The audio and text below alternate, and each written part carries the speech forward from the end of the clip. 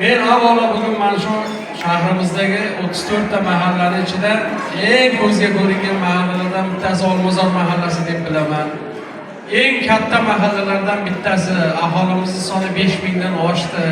Mana yangi komplekslar qurilyapti, yana davom etyapti. Yoshlarni mana shu tarbiyaladigan siz, biz, otaxon, onaxonlar, mana shu o'qituvchilarimiz